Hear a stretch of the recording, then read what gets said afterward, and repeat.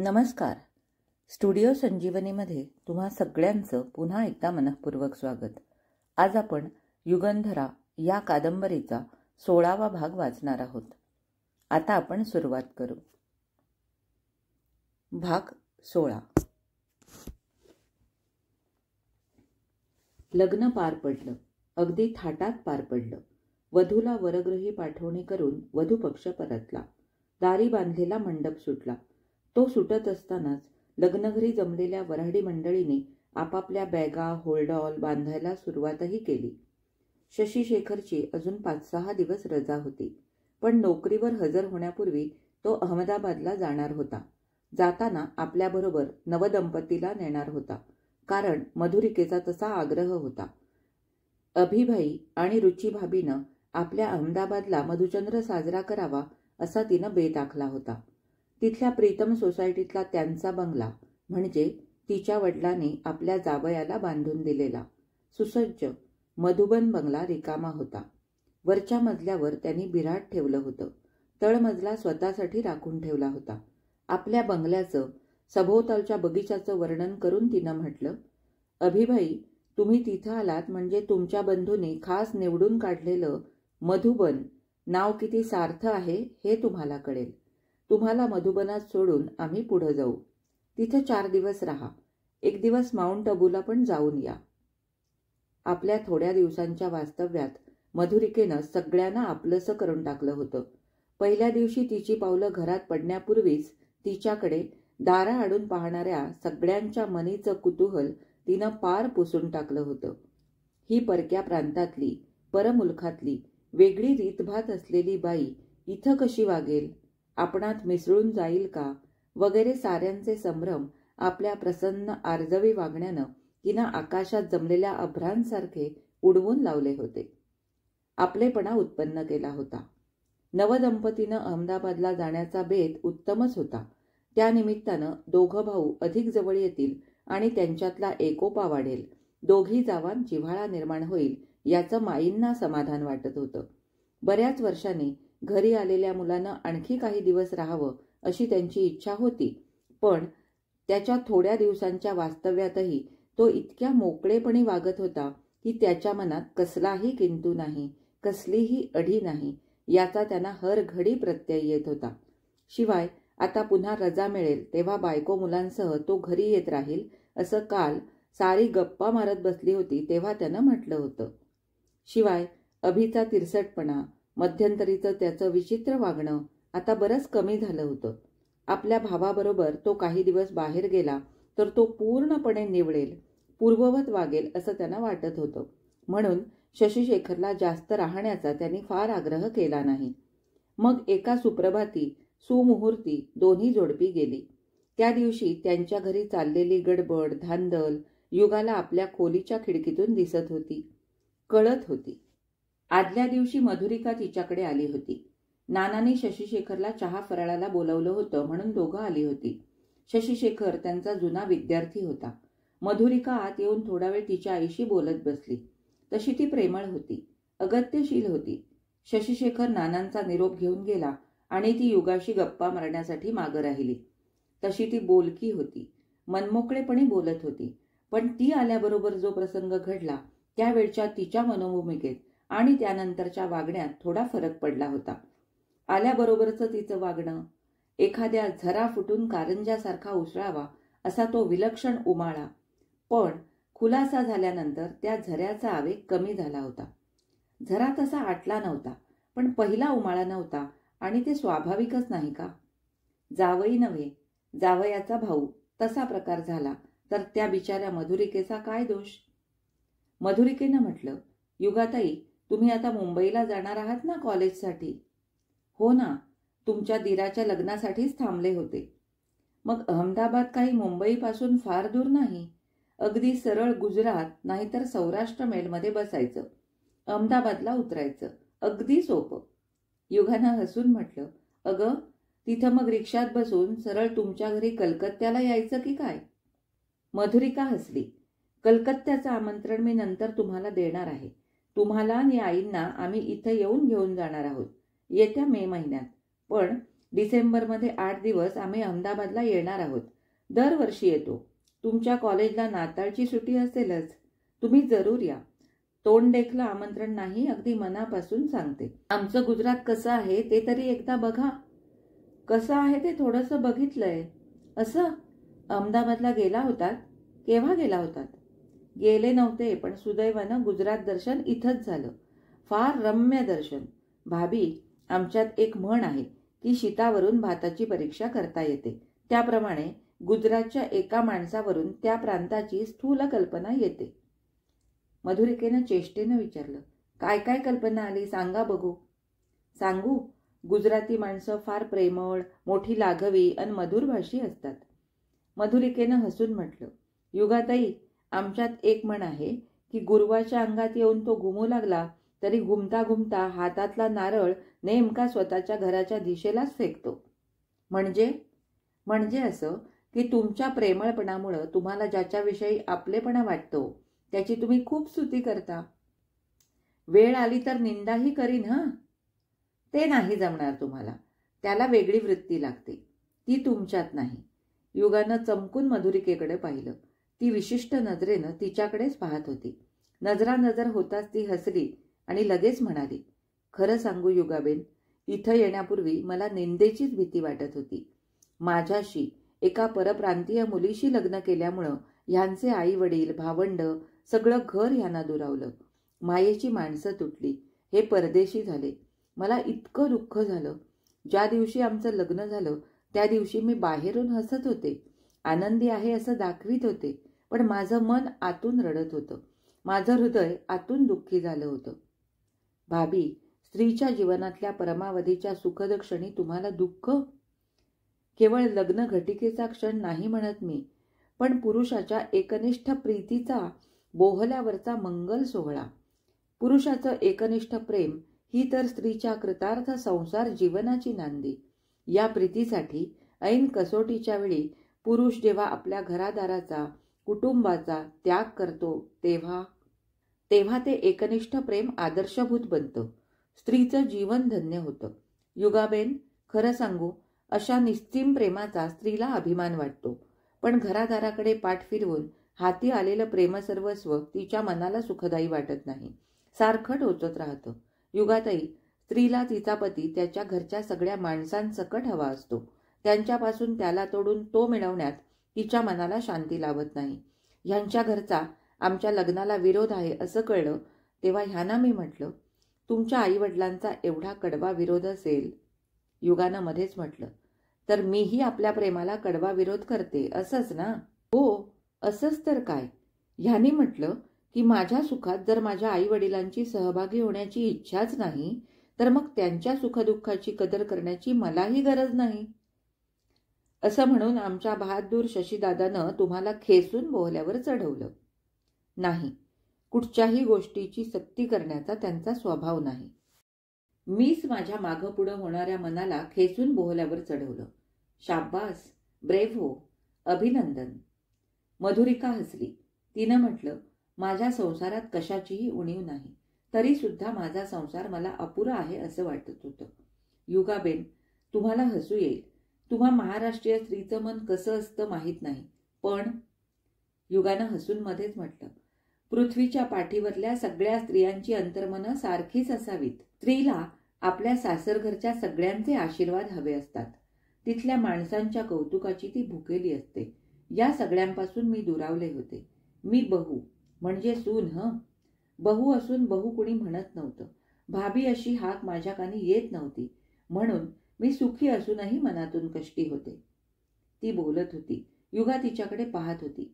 BA झालेल्या, श्रीमंत घराण्यात वाढलेल्या, आधुनिक दिसत असलेल्या या गुर्जरांगनेचे विचार ऐकून ती काहीशी स्तिमित झाली होती.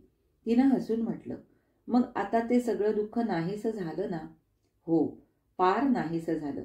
माणसं म्हणजे माईंचं पत्र आलं तेव्हा मला एवढा आनंद झाला, ह्यानं तर खूपच झाला.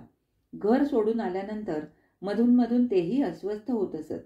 मी पुष्कळ वेळा म्हणे, आता राग सोडून घरी जाऊया ना, पत्र तरी लिहा. मी असं म्हटलं की ते चिडत अन म्हणत, तू याबाबतीत काही बोलू नकोस, तुला काही माहीत नाही, तुला काही समजत नाही. मी गप्प बसे, पण मनात म्हणे, पुरुष हतबुद्ध झाला की त्याला दुसऱ्याची बुद्धी पेलत नाही. मी आले, पण प्रवासभर सारखी धास्ती वाटत होती की इथली मंडळी मला आपल्यात मिसळवून घेतील का, माझ्याशी नीट कुणी बोलेल का. युगानं हसून म्हटलं, जसं इथं सगळ्यांना वाटत होतं तसं, की शशीशेखरची बायको कशी असेल, कशी वागेल, कोण जाणे. पण पाहतात तो काय, ती जी आली ती सरळ आपली घरातच नव्हे तर सगळ्यांच्या मनात घुसून तिथं ठाण मांडून बसली. मधुरिका मनःपूर्वक हसली आणि उठली. उद्या आम्ही जाणार, ओळख ठेवा आणि नाताळात इकडे न येता आमच्याकडे या. बोलता बोलता तिनं हातातल्या मखमली पिशवीतून कागदात गुंडाळलेली साडी काढून कॉटवर ठेवीत म्हटलं, ही माझी आपली छोटीशी भेट. लगेच निरोप घेऊन ती जिना उतरून गेली. आता खिडकीत उभी राहून हे सगळं मनाशी आठवीत ती समोरची गडबड पाहत होती, ऐकत होती. काही वेळानं एकामागोमाग एक 2 मोटारी चालू झाल्याचा आवाज तिच्या कानी आला. त्या दूरवर निघून गेल्या. घरातली गडबड, धांदल, मोठमोठ्यांदा बोलण्याचे, हाका मारण्याचे आवाज सगळं थांबलं. शांत झालं. घर मोकळं झालं. तिनं श्वास सोडला. दीर्घ निश्वास नव्हे, सुटकेचा श्वास सोडला. गेले कित्येक दिवस ज्या गोष्टीने तिला वेढून टाकलं होतं, तिची कोंडी केली होती, तिला गुदमरवून टाकलं होतं, त्यातून ती मोकळी झाली. गेले काही महिने तिच्या मनात जो संघर्ष चालला होता, उलटसुलट विचारांच्या वावटळी उठल्या होत्या, वादळ सुटली होती, ती सगळी शमली, शांत झाली. कुठल्याही विचारांची वर्दळ आता तिथं उरली नव्हती. तिचं मन एकदम रिकामं झालं होतं. मंदिरातली आरती नुकतीच होऊन सभामंडप, सगळं मंदिर मोकळं व्हावं, गाभाऱ्यात संथ नंदादीप तेवत असावा, तिथली ती नीरव शांती अंतर्मनाला भरून जावी. अगदी तशीच नीरव शांती युगाच्या रिकाम्या मोकळ्या मनात पसरली. आयुष्यातलं एक पर्व संपलं. ती थोडा वेळ तशीच उभी राहिली. मग आपल्या उद्योगाला लागली. आता मुंबईच्या प्रयाणाची पूर्वतयारी करणं आवश्यक होतं. आंघोळ वेणीफणी करून नानांच्या पंक्तीला जेवण उरकून ती आपल्या उद्योगाला लागली. आता मुंबईला जायचं म्हणजे बॅगेत 4-6 झुळझुळीत पातळं ब्लाउजेस हवीत. मुंबईच्या मानानं आपलं हे गाव अगदी छोटं. इथं कसेही कपडे चालतात, पण तिथं टिपटॉप राहायला हवं ना. तिनं कपाटातून सगळी आपली पातळं ब्लाउजेस काढली. त्यांची मोजदाद केली. 6 पातळं 6 ब्लाऊज. घरात वापरायची 2, बाहेरची 4. ती पण साधी प्रिंटेड वाईल्स. तशी भारी नव्हेत. त्यात फक्त एक भाऊबीजेच्या पैशातून गतवर्षी घेतलेलं एक नायलॉनचं पातळ. अरुणनं परवा म्हटलं होतं की याच्या जोडीला तुला एक नायलॉनची साडी आणून देईन. नायलॉनची पातळं वापरणं सोयीचं, घरच्या घरी धुता येतात, इस्त्रीचा खर्च नाही. तिनं काही पातळं धुवून इस्त्री करण्यासाठी बाजूला काढली. आता या कपाटाचा, या खोलीचा, इथल्या वस्तूंचा नित्याचा सहवास सुटणार होता. आयुष्यात प्रथमच घर सोडून ती बाहेर परक्या गावी अनोळखी ठिकाणी जाणार होती. तिथं जीवनाचं नवपर्व सुरू होणार होतं. हे नवपर्व कसं जाईल? निश्चितच चांगलं जाईल. ध्येयाचा मार्ग निश्चित झाला आहे. ईश्वरानं आपणाला जी बुद्धिमत्ता दिली आहे ती संसारात फुकट गेली असती. सुलभा गोकमपट्टी करून, परीक्षेच्या वेळी आलोचनं जागरणं करून BA झाली. त्याचा काय उपयोग होतो आहे आता? तिच्या नवऱ्यानं माझी बायको पदवीधर आहे म्हणण्यापुरताच ना. हा एक प्रकारे बुद्धीचा अपव्यय नाही का? नानांचं म्हणणं अगदी खरं आहे. त्यांची अपेक्षा रास्त आहे. मुंबईला गेल्यावर आपण चटकन MA व्हायचं, मग LLBच्या टर्म्स भरायच्या. नानांना आवड आहे ना. आपली कन्या वकील झालेली पाहून त्यांना केवढा आनंद वाटेल. बाबासाहेब वकिलांचं घर शेजारी, पण त्यांच्या दोन्ही मुलात कुणी वकील झालं नाही. आपण होऊन दाखवायचं. नाहीतरी स्त्री वकील आपल्याकडे फारशा नाहीतच. संसारात मुलांची भांडणं मिटवण्यापेक्षा कोर्टात अशिलांचे झगडे सोडवणं जास्त अक्कल हुशारीचं. घरात नवऱ्याला आपल्या बुद्धी चापल्यानं चकित करण्यापेक्षा कोर्टात आपल्या बुद्धीची चमक दाखवून कोर्टाला स्तंभित करणं केव्हाही गौरवाचं. आदर्श गृहिणी म्हणवून घेण्यापेक्षा एक कुशाग्र बुद्धीची कायदेपंडिता असा लौकिक मिळवणं जास्त अभिमानाचं नाही का? आता नव्या मार्गानं जायचं म्हणजे त्या मार्गावरचे आदर्शच नजरेसमोर ठेवायला हवेत. हेच आदर्श. युगाताई, ए युगाताई. खालून वसंताची हाक तिच्या कानी आली आणि तिच्या दृष्टीच्या टप्प्यात येत असलेले तिचे आदर्श एकदम अदृश्य झाले. वसंतदादा रोज दुपारी घरी जेवायला येत असे. आईच्या पंक्तीला, म्हणजे 12 वाजता जेवत असे. म्हणजे 12 वाजून गेले? इतका वेळ आपण या कपड्यांच्या घोळातच गुरफटून गेलो होतो. तिने वरूनच म्हटलं, काय रे दादा, खाली ये ना, म्हणजे सांगतो. इतर वेळी त्याच्या हाकेसरशी ती खाली गेली असतीच असं नाही, पण आज ती मुक्त मनाच्या आनंदात होती, मोठ्या खुशीत होती. धुवायची पातळं ब्लाऊज गोळा करून घेऊन ती खाली आली. आई जेवायला बसली होती. तिच्या पलीकडे बैठ्या स्टुलावर तो बसला होता. रोज दोघं बरोबर जेवायला बसत असत. तिनं म्हटलं, तुला जेवायचं नाही दादा? भाग्य आमचं, बहीण चौकशी करते. त्याच्या स्वरात नेहमीचा उपहास नव्हता, चेष्टेचा हलका फुलका स्वर होता. तिनं हसून म्हटलं, रोज चौकशी करण्याचं कारण पडत नाही. साक्षात जन्मदात्रीच जवळ बसून वाढीत असते. बहिणीच्या साध्या चौकशीपेक्षा ते भाग्य म्हणजे परमभाग्य बरं का. जेवून आला असशील. आज तुझ्या नाट्यसंस्थेत कुणाचा तरी वाढदिवस असेल. कुणाचा नाही, खुद्द नाट्यसंस्थेचा वाढदिवस. जिलबीचं जेवण झालंय. जिलब्या खाण्याची आज चढाओढ लागली होती. अगदी गळ्यापर्यंत जिलब्या रचून आलोय. हे सांगण्यासाठीच का एवढ्या तातडीनं हाक मारलीस? छे छे, अगं अशा मेजवान्या नेहमी होत असतात, पण खरी मेजवानी उद्या आहे. उद्या आमचा सौभद्र नाटकाचा प्रयोग आहे. बऱ्याच वर्षांनी होणार आहे. अशी तुफान गर्दी होणार आहे. आईनं म्हटलं, बऱ्याच वर्षांपूर्वी बालगंधर्वांचं सौभद्र बघितलं होतं. वसंतानं म्हटलं, आई, आमची प्रमुख गायिका नटी बालगंधर्वांच्या तोडीची आहे. कांकणभर सरसच. आणि गायक नट तर काय, आज कीर्ती शिखरावर पोचलेले आहेत. हो, इतरांच्या तोंडून वर्णनं ऐकते, पण नजरेनं कधी पाहिलं नाही. खरंच होतं ते. त्यांची नाट्यसंस्था लोकप्रिय होती.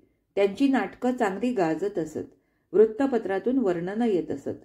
नाट्यसंस्था कधीतरी गावात येई. ती आली की नाटकं पाहून आलेले लोक तोंडभर स्तुती करीत. पण आजवर व्यवस्थापक वसंतरावांनी आपल्या घरच्या मंडळींना नाटकाला कधी नेलं नव्हतं. येणार का म्हणून केव्हा विचारलं नव्हतं. तिच्या मैत्रिणी म्हणत, युगे, तुझा भाऊ मॅनेजर, म्हणजे अगदी घरची सोय. पासेस वाटेल तेव्हा मिळत असतील तुला. युगा म्हणे, मिळतात ग. अन दादाचा सारखा आग्रह चाललेला असतो नाटकाला चला म्हणून. पण नानांना जागरण केलेलं आवडत नाही आणि माईला जागरण सोसत नाही. ते काय रोज जागरण करायचं असतं? एका दिवसाचा प्रश्न. हो, पण तोच क्षुल्लक प्रश्न भयानक रीतीनं उलटतो. नाटक एक रात्रीचं, पण दुसऱ्या दिवशी आईच्या दम्याचा गोंधळ बघताना पाहिलेल्या नाटकाचा आनंद निघून जातो. वसंतदादानं म्हटलं, पण आता प्रत्यक्ष नजरेनं पहा. उद्याचा प्रयोग बेफाम रंगणार आहे. नवीन वर्षाचा पहिला प्रयोग. सुरुवात उत्कृष्ट व्हायला हवी ना. पाहशील तू. अरे, आम्हाला दाखवलंच तर पाहणार ना. मग सांगतोय काय, माझं खास आमंत्रण. उद्या तुम्ही दोघींनी नाटक पाहायला आलं पाहिजे. युगा भावाच्या तोंडाकडे क्षणभर पाहत राहिली. एवढा आग्रह, इतकं अगत्य. आतापर्यंत दुर्लक्ष केल्याची जणू तो भरपाई करत होता. बरं का युगाताई, आमच्या नाट्यसंस्थेचं सौभद्र एकदा तू पाहाच, खुश होऊन जाशील. तो अशा उत्साहानं बोलत होता की जणू त्या नाटकात तोच मुख्य भूमिका करणार आहे. तिनं हसून म्हटलं, दादा, तुझा उत्साह बघून मी आताच खुश झाले. त्यात तुझी एखादी भूमिका नाही का? वेळ पडली तर मेकअप करून रंगभूमीवर उभा राहून दाखवीन. तिनं भावाकडं पाहिलं. गोरा गोमटा, देखण्यात जमा, पाणी तेरा रंग कैसा अशी हररंगी वृत्ती. तसा तिरसट, पण खुशीत असला तर बोलणं असं मिठास. खरोखर रंगभूमीवर आला तर नट म्हणून शोभून दिसेल. काय ताईसाहेब, विचार कसला करता? थोडा विचार करते. आईला जागरण मानवेल ना? त्यानं उत्तर देण्यापूर्वीच आईनं म्हटलं, न मानवायला काय झालं? जागरण मानवणार नाही म्हणून सबंध आयुष्यात मला कधी कुणी नाटक दाखवलं नाही. दमा असला तरी तरुणपणी प्रकृती चांगली ठणठणीत होती, पण स्वतःला आवड नसली की दुसऱ्याची आवड मारून टाकायची. निमित्त जागरणाचं. गाडी नेहमीच्या दिशेला वळायला लागलेली पाहून युगानं म्हटलं, मग जागरण होत नसेल तर उद्या जाऊया की आपण? दादा, उद्या आम्ही येणार आहोत. पासेस पाठवून दे. पासेसची जरुरी नाही. उद्या मी 2 खुर्च्या राखून ठेवतो. थिएटरवर या. अरुण येणार असला तर येऊ दे. त्याची बसण्याची मी व्यवस्था करीन. नाटकाच्या दिवशी दोघी थिएटरवर गेल्या. वसंतचं म्हणणं खोटं नव्हतं. नाटकाला तुफान गर्दी होती. थिएटरचं बाहेरचं आवार फुलून गेलं होतं. युगा आईला घेऊन त्या गर्दीतून वाट काढीत दादाला शोधत निघाली. तेवढ्यात एक माणूस पुढं आला आणि अदबीनं म्हणाला, वसंतरावांच्या घरची मंडळी का आपण? हो, चला तर मग. दोघी त्याच्या पाठोपाठ नाट्यमंदिरात शिरल्या. त्यानं दुसऱ्या रांगेतल्या मध्यभागाच्या 2 खुर्च्यांवर मानानं त्यांना बसवलं. युगा नाट्यगृहात फारशी कधी आली नव्हती. त्यांच्या कॉलेजच्या गॅदरिंगच्या वेळी कॉलेजचं नाटक होई, त्या नाटकाखेरीज इतर नाटकं तिनं फारशी पाहिली नव्हती. मैत्रिणींबरोबर अगदी मोजून 3-4 पाहिली असतील तेवढीच. पण त्यावेळी त्या अगदी मागच्या खुर्च्यांवर अर्थात कमी दरात बसत असत. असा हा अगदी पुढं बसण्याचा तिचा पहिलाच प्रसंग. तिचं मन संकोचलं, पण तेवढं अभिमानितही झालं. अभिमान वाटला भावाचा. त्याच्या क्षेत्रात त्याला मान आहे, त्याला किंमत आहे. तो व्यवस्थापक असलेल्या नाट्यसंस्थेची वाढती कीर्ती तिच्या कानी पडत होती. वृत्तपत्रातून वाखाणणी वाचत होती. मुंबई, पुणे, थेट गोव्यात, तिकडे दिल्लीत या संस्थेच्या नाटकांचे प्रयोगांवर प्रयोग होत त्याची वर्णनं वाचित होती. आजची गर्दी तर प्रत्यक्ष डोळ्यांनी पाहत होती. म्हणजे एकूण नाट्यसंस्थेची आर्थिक बाजू भक्कम असली पाहिजे आणि म्हणून दादाला पगारही चांगला मिळत असावा हे उघड आहे. मग घरात कुटुंब खर्चात सहभागी व्हायला त्याला काही हरकत नाही. पण तो घरात कधी पैसे देत नाही. अरुण नाही का? त्याचा पगार आला की स्वतःच्या किरकोळ खर्चाला त्यातले काही ठेवून बाकी सगळा पगार नानांजवळ देतो. नाहीतर नानांच्या एकट्याच्या पगारावर सगळा प्रपंच चालणं शक्य नाही. वसंतदादा आईला अधूनमधून थोडे पैसे देत असेल तेवढेच. ते पण लहर आली तर, नाहीतर काही नाही. दिवाळीला तिला लुगडं, आपणाला ब्लाऊजचं कापड. लहरीत असला तर मुंबईहून अगर पुण्याहून एखादं पातळ आणतो. ते देणं कसलं? मधाचं बोट लावावं तसं. त्यात कौटुंबिक जबाबदारीची जाणीव नाही. कौटुंबिक बंधनं मानण्याची निष्ठा नाही. दुसऱ्यासाठी काही करावं लागतं, काही केलं पाहिजे हा भाव त्याच्या मनी कधी जागृत झाला नाही. मुंबई पुण्याला नित्य जातो. तिथून स्वतःसाठी उत्तम कपडे शिवून आणतो. पण नानांसाठी त्यानं कधी एक शर्टचं कापड अगर एक धोत्राचं पान आणलं नाही. घरात असावी म्हणून कधी एखादी वस्तू आणली नाही. याला घराची ओढ कधी वाटणारच नाही का? आई म्हणते की त्याचं लग्न झालं म्हणजे तो आपोआप घरी राहील. नाना म्हणतात स्वतःचा संसार चालवण्याची अक्कल आल्याशिवाय. तेवढ्यात नाट्यप्रयोग सुरू होत असल्याची घंटा झाली आणि तिची विचार मालिका तुटली. पडदा वर गेला. नाटक सुरू झालं. त्यात तिचं चित्त गुंतून गेलं. मन रंगून गेलं. सगळ्यांची कामं सुरेख होती. सुभद्रेचं काम छानच झालं होतं. पण तिची सखी, तिनं तर आपल्या मोकळ्या, सहज, सुंदर अभिनयानं सगळ्यांचं लक्ष वेधून घेतलं होतं. नयनतारा नावाची कोणी नटी ही सखीची भूमिका करीत होती. शरीरानं थोडी स्थूल होती, तरी मोठी चपळ आणि चुणचुणीत होती. सुभद्रेपेक्षा तिच्या या सखीकडेच लोकांचं लक्ष अधिक वेधलं जात होतं. सुभद्रेचं रूप सौम्य शांत होतं. तिच्या सखीचं रूप काहीसं उग्र आणि मादक होतं. तिचं काम पाहताना युगाला वाटत होतं की या मुलीला आपण कुठंतरी पाहिलं आहे. कुठं ते प्रयत्न करूनही तिच्या लक्षात येईना नि आठवेना. प्रयोग पाहण्यात ती रंगून गेली. तिची आई तर चांगलीच रंगून गेली होती. एरवी त्रासिकतेचा स्थायीभाव असलेला, चिडीच्या आठ्या उमटलेला तिचा चेहरा आता कसा सौम्य, प्रसन्न दिसत होता. तिनं म्हटलं, खरंच युगे, ही सुभद्रा अगदी बालगंधर्वांसारखं गाते. रूपानं तेवढी सुरेख नाही. बालगंधर्व काय देखणा दिसायचा स्त्री भूमिकेत. या सुभद्रेची सखी तिच्या पुढं सुंदर दिसते. पण ती सखीच्या भूमिकेलाच योग्य आहे. अगं, राजकन्या सोज्वळ, गंभीर असली तरच ती राजकन्या शोभते. पण सगळ्यांची कामं छान होत आहेत. पहिला अंक संपला. पडदा पडला. थिएटर गच्चोगच्च भरलं होतं. दोन्ही बाजूना जादा खुर्च्या टाकलेल्या होत्या. ती थिएटरचं निरीक्षण करीत होती तेवढ्यात वसंतदादा आला. युगाताई, नाटक कसं वाटतंय? छानच, खरंच फार छान. चला आत. आत कशाला? कॉफी घ्यायला. आमच्या नटवर्गाशी तुझा परिचय करून देतो. आज दादा अगदी खुशीत होता. दोघी त्याच्या पाठोपाठ आत गेल्या. लग्नघरात जशी धांदल चाललेली असते तशी आत लगबग चाललेली होती. पुढल्या अंकाची तयारी चालली होती. अर्जुनाची, बलरामाची भूमिका करत असलेले नट कॉफी पीत बोलत उभे होते. वसंतदादानं त्यांच्याशी युगाचा परिचय करून देत म्हटलं, आमची ही युगाताई सहसा कुणाला चांगलं म्हणत नाही, पण आज नाटकाला मात्र एकदम A1 सर्टिफिकेट मिळालं. युगानं हसून म्हटलं, चांगलं वाईट म्हणायला मला नाटकातलं काही कळत नाही, पण आजचा प्रयोग मात्र फार आवडला. ती बोलत होती तेवढ्यात सुभद्रेच्या सखीचं काम केलेली नयनतारा आली. तिचा परिचय करून देत वसंतदादानं म्हटलं, या मिस नयनतारा, आमच्या संस्थेचं भावी आशास्थान. युगानं तिच्याकडे पाहिलं. नयनतारानं नमस्कार करताना तिच्याकडे पाहिलं. क्षणभर पाहत राहिली नि मग ओळखीचं हसली. युगाची स्मृती पुन्हा हेलकावे खाऊ लागली. या आशास्थानाला आपण पूर्वी कुठंतरी पाहिलंय. हा चेहरा, हे पिंगट डोळे ओळखीचे वाटतात. तेवढ्यात नयनतारानं हसून म्हटलं, तसा परिचय करून देण्याची गरज नाही.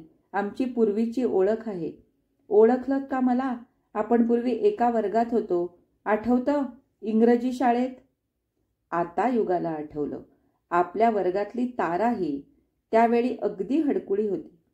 तेवढ्यात कुणीतरी म्हटलं, अहो वसंतराव, मिस नयनताराचा हा नाटकी परिचय म्हणजे नाटकातला परिचय झाला. त्यांचा खरा परिचय करून द्या की. वसंतराव हसले. नयनतारा लज्जित झाली, पण लगेच त्या सूचकाला आपल्या पिंगट डोळ्यांनी दटावीत तिनं म्हटलं, यावेळी आता भलतं नाटक नको. मग युगाच्या आईकडे पाहून हात जोडीत तिनं म्हटलं, माफ करा, मला जरा घाई आहे, तयार व्हायचंय, मी येते हं. ती आत निघून गेली. कॉफी पान संपवून युगा आईसह पुन्हा आपल्या जागेवर येऊन बसली. नाटकाचा पुढचा अंक सुरू झाला. तो पाहता पाहता तिच्या नजरेसमोर या नाटकाशी संबंधित नसलेला तिसराच एक अंक सुरू झाला.